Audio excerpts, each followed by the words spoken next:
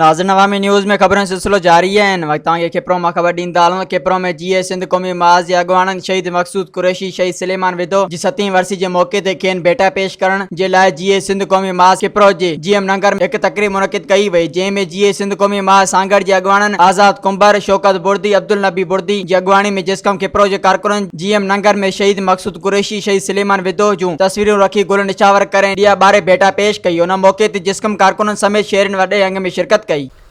सिंध जे उन अज़ीम शहीदन जो ॾियारो मल्हाए रहिया आहियूं, जिन सिंध जी आज़ादी लाइ, सिंध धरती जी ख़ुशहाली लाइ ऐं सिंधी क़ौम जी जे हक़नि जे लाइ पंहिंजी जाननि जा नज़राना ॾिना। अवां कई तरीक़ा ॿुधा हूंदा त जेके शहादतनि जा, पर अॼु इहे उहे अज़ीम शहीदनि जेके मुसलमान हूंदे बि हिन रियासत तरफ़ां बेदर्दी सां जीअरा साड़िया विया।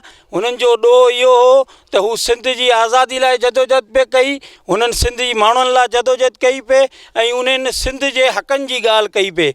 ऐं अॼु असां इहो उन्हनि खे भेटा ॾेई सिंधी माण्हुनि खे इहो मैसेज ॾियूं था त तव्हां पंहिंजे सूरे जेके तव्हांजा आहिनि ऐं तव्हांजा जेके हक़ीक़ी जेके लीडर आहिनि उन्हनि खे सुञाणो ऐं पंहिंजे हक़ीक़ी शहीदनि खे सुञाणो। सरकारी शहीदनि ऐं कुर्सी जी लालच जे ॾे वेंदड़ शहीदनि ॾे न ॾिसो। इहे शहीद तव्हांजा हक़ीक़ी शहीदनि जिन तव्हांजे लाइ जीअरे सड़ण शहादत क़बूल कई, कॾहिं बि मुड़िया न आहिनि। अॼु असां जी मुक़दस शहादतूं आहिनि, उन्हनि जे एज़ाज़ में असां हिकिड़ी नंढड़ी भेटा रखी आहे जसकम जी तरफ़ां। असां उन्हनि पंहिंजी क़ौम खे हिकिड़ो मैसेज ॾियण जे लाइ उन्हनि खे भेटा पेश कई आहे त असीं उन्हनि हीरोज़ जा आशिक़ आहियूं जिन पंहिंजी जानुनि जा नज़राना ॾिना, कंहिं लोभ कंहिं लालच में न, पंहिंजी वतन ऐं पंहिंजी धरती ऐं पंहिंजी क़ौम जे इश्क में ॾिना आहिनि। इहे अज़ीम नज़राना आहिनि ऐं क़ौम अॼु बि भटकंदी रहे थी उन्हनि सरकारी माण्हुनि जे पोयां जेके जमहूरी पसंदि चवनि था, पर जमहूरी पसंदि उहे तव्हां बि अखियुनि सां ॾिठा आहिनि त उहे असांजी कहिड़ी हक़नि जी ॻाल्हि कंदा आहिनि।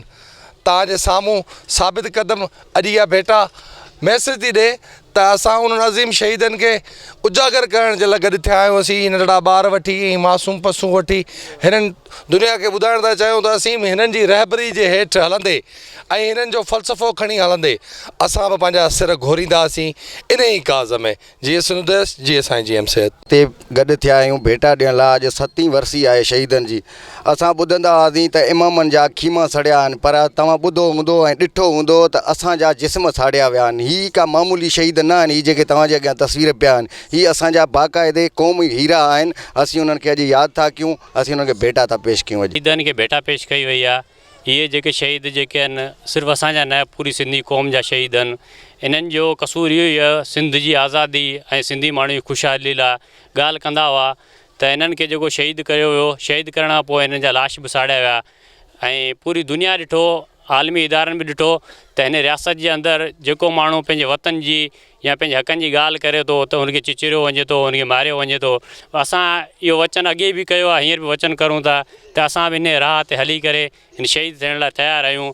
पर रियासत खे ॿुधायूं था तव्हां भले केतिरो ज़ुल्म करो, केतिरो जबर करो, असांजी राह उहो ई आहे जेको असांजी जीएम शहीद जी हुई, जेको शहीद बशीर खान कुरैशी जी। मज़ीद खबरों और तफसीलात के लिए विजिट करें हमारी वेबसाइट www.awamiNewsHD.com।